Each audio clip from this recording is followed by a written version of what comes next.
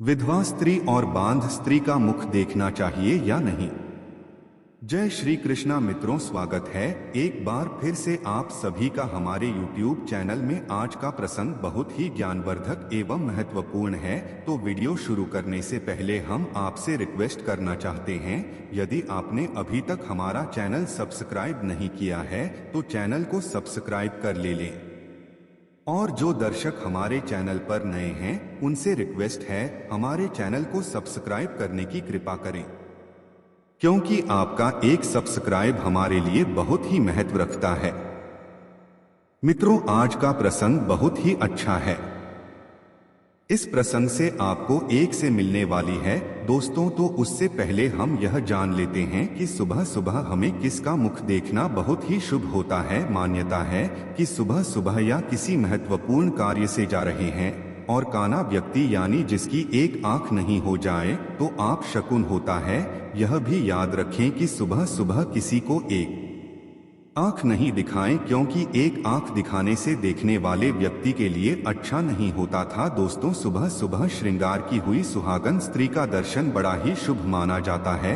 अगर घर का दरवाजा खोलें और सामने लाल वस्त्र में सुहागन स्त्री दिख जाए तो मतलब यह है कि आज आपको लाभ मिलने वाला है या कोई बड़ा काम बनने वाला है। अगर सुबह उठते ही आपको वेदों के दर्शन हो जाएं या वेद पाठ करने वाले पुरुष दिख जाएं तो दिन बड़ा ही शुभ होता है।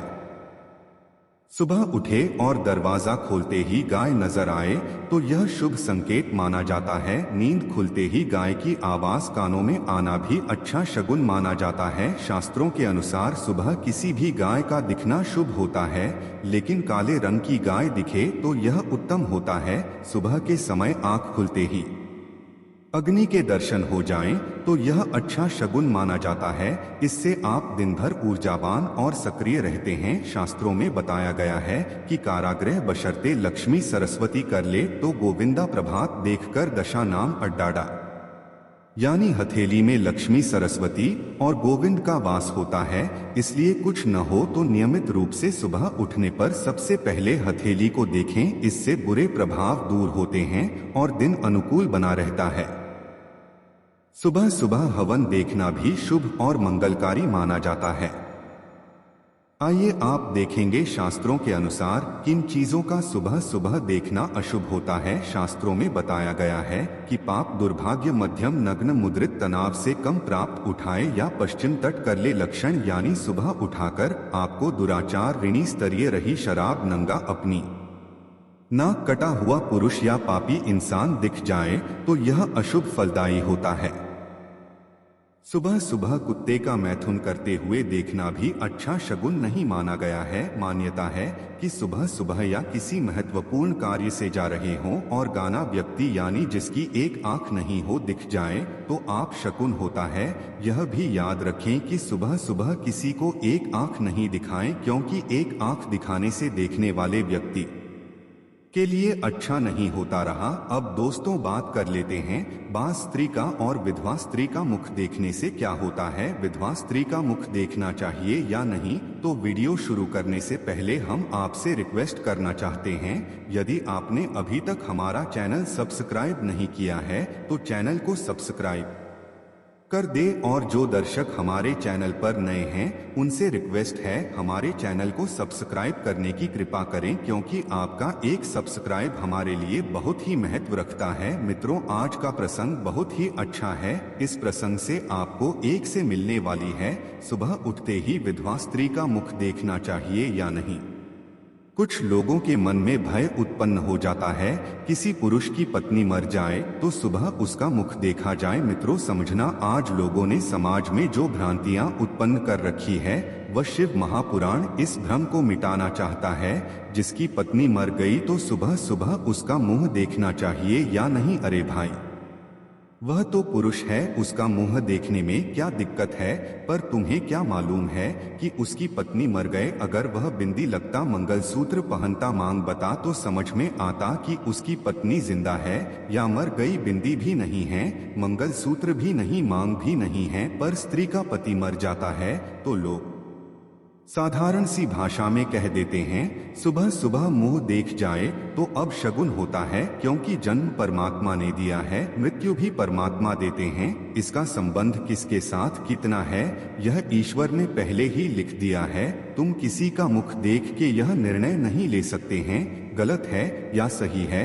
यदि मित्रों इस प्रकार से सुबह सुबह मुख देखने की यह अब शगुन होता तो मेरे राम जी महाराज, उनके पिताजी दशरथ जी भी स्वर्ग सिधार गए थे, तो उनकी 3 पत्नी विधवा हो गई थी। कौशल्या, कैकेयी मैया, सुमित्रा मैया गया, वह भी तो विधवा हो गई थी। अयोध्या के लोगों ने उनका मुख नहीं देखा था। क्या भगवान श्री राम ने मुंह नहीं देखा था? ये हमारी सोच है, हमारी बुद्धि, हमारे धृष्टता। में आपसे निवेदन करूंगा, पापी को पाप नजर आता है, का पार्टी को कपट नजर आता है, बेईमान को बेईमानी नजर आता है, और धर्मात्मा को धर्म नजर आता है, पुण्य आत्मा को पुण्य नजर आता है। जिसकी जैसी सोच रहती है सामने वाला व्यक्ति उसको वैसा ही नजर आता है। मान लिया पति मर भी गया पर पत्नी को परमात्मा ने जीवित रखा है। क्यों रखा है? कि जाने वाला तक चला गया, परंतु पत्नी जितना दान करेगी, भाजन करेगी, पुण्य करेगी, भगवान का स्मरण करेगी। जैसे मित्रों पति नौकरी करता है और नौकरी करते करते हैं मार जाता है तो पत्नी को आधी तनख्वाह है, उसी तरीके से पति के जाने के बाद पत्नी को जो पुण्य प्राप्त होता है, जो दान करती है, जो पूर्ण करती है, उसका आधा काटकर उसके पति के खाते में जाता है।